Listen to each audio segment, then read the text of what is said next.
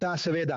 Torej, leta 2015 je tožilec Alberto Nisman vložil tožbo proti takratni predsednici Kristjani Kristofor Nisman. 4 dni potem, ko je vložil tožbo, so ga našli mrtvega v kopalnici njegovega stanovanja. In bil sem prvi novinar, ki je za to dejansko izvedel. In uporabil sem takratni Twitter, zdaj X, da sem o tem poročal. Bil sem prva oseba, ki je to izvedela. Tako sem uporabil X, da sem objavil, kaj se dogaja. Najprej sem tweetnil, da se nekaj dogaja v stanovanju tožilca in potem sem potrdil, da je bil dejansko mrtev nad lužo krvi. Nekaj dni potem, da skrajšam dolgo zgodbo, je država začela pregon proti meni. In medtem, ko sem se srečal z enim od svojih virov, sva opazila osebo iz argentinske obveščevalne službe, kar mi je postalo jasno, da je argentinska država za menoj. Zato sem se odločil, da z vsem, kar sem imel takrat, kar je bil majhen nahrbtnik, vzamem svoje stvari in zapustim državo ter se vrnem v Izrael, kjer sem preživel polovico svojega življenja. No, brez dvoma ste res temeljita novinarka in resnično cenimo vse delo, ki ste ga opravili na I24 News English. Zdaj pa se pogovorimo o Viviani Fine. Zdaj, obtožena je bila oteženega prikrivanja v zvezi s temi umori in naj bi domnevno dovolila ljudem, da so onesnažili kraj zločina. Ali vas je to šokiralo, morda tudi nekoliko razbremenilo? Ne, sploh ne. Od začetka smo vedeli, da je bilo nekaj zelo čudnega v celotnem sodnem postopku in še posebej na samem kraju zločina.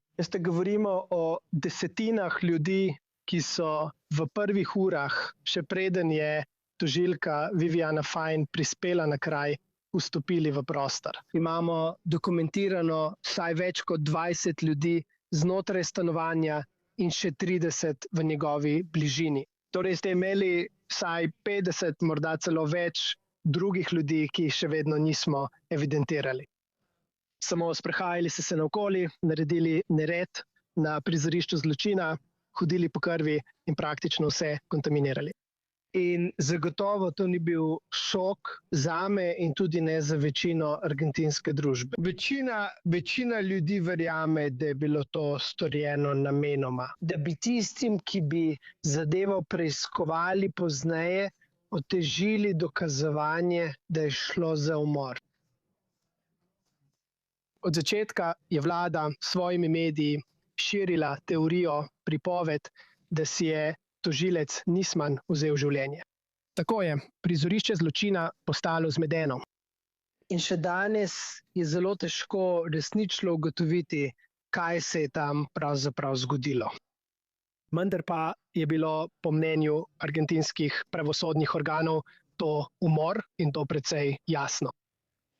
Argentina je zdaj politično povsem drugačen kraj, kot je bila pred 10 leti. Vemo za predsednika Javierja Mileja, ki je znan kot judofil in poskuša spremeniti odnose. Obiskal je Izrael, prav tako pa je izvedel, da je bil njegov lastni dedek morda judovski rabin.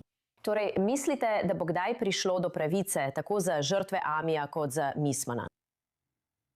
Sem zelo optimističen glede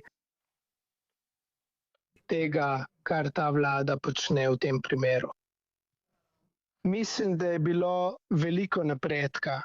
Verjamem, da lahko uskladitev Argentine z ZDA in Izraelom prinese nove priložnosti za napredek v primeru. In razlog za to preprost. Argentina je bila prej usklajena prav z nasprotno stranjo, z Iranom, s tistimi, ki so izvedli bombni napad v Buenos Airesu. Z njimi so sklenili zavezništvo.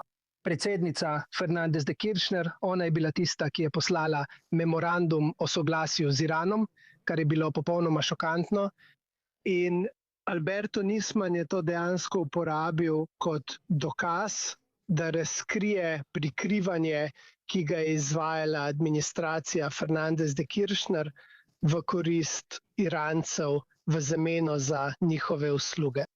Zato sem precej optimističen, vendar imam tudi slabe izkušnje na osebni ravni, tudi z argentinskim sistemom. Zato upam, da novi dokazi pridejo na dan, morda v naslednjih mesecih, ne nujno strani Argentine, ampak strani tujih agencij ali tujih akterjev povezanih z Argentino.